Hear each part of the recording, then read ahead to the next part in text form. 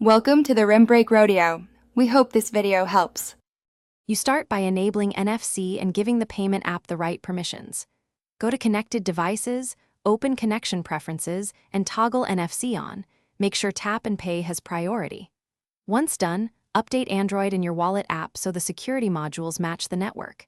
Keep the phone screen unlocked for initial setup. Some terminals require it. You do this now because a mismatch or off switch is the most common reason taps fail, and resolving it prevents wasted retries. Next, you configure the app and learn how to position the phone.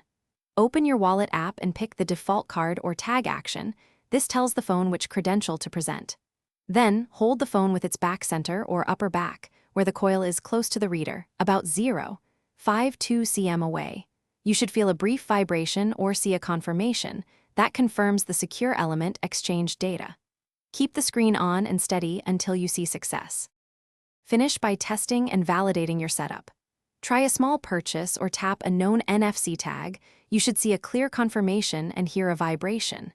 If it fails, toggle NFC off and on, reboot the phone, and reselect the default Tap and Pay app. Make sure no metal or magnetic wallet is over the coil. Cases thicker than 3 mm often block communication. If problems continue, remove the case and retry alignment. Most failures are simply misalignment or interference. Thanks for watching. Consider subscribing if we helped you.